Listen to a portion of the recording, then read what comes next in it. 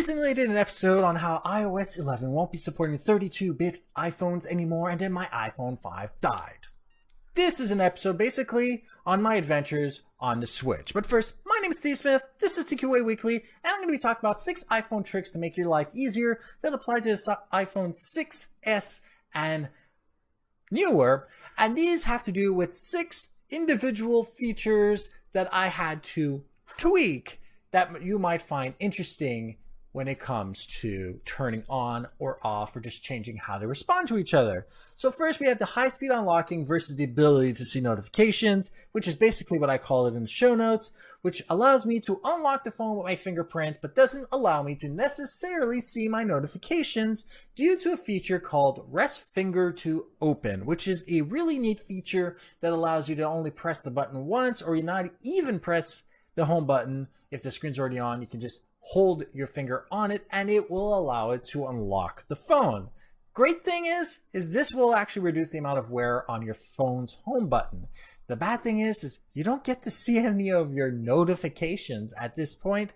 And if you're one of those who wants to see the notifications, well, it's buried in the accessibility menu under home button, and the feature you want to either turn on or off is called rest finger to open.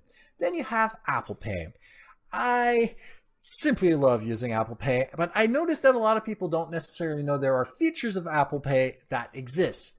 More specifically, the ability from when the screen is off or locked to use the double-click home button to allow us to enable Apple Pay to just load with all our payment methods and our points cards, and then we can rest our finger to unlock the card so that we can actually use it.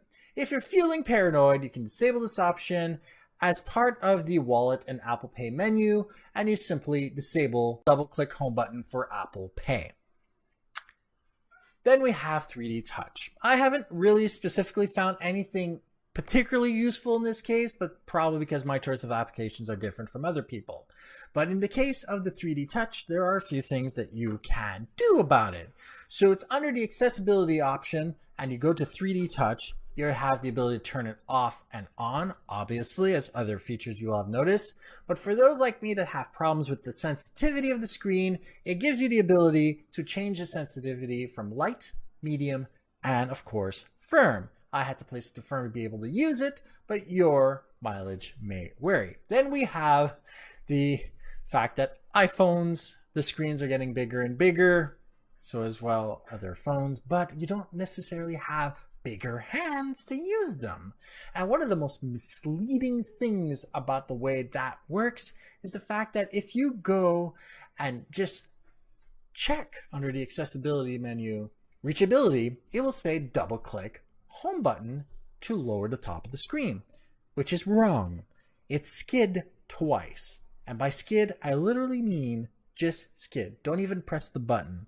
You will notice that it works so much better and reliably when you do that.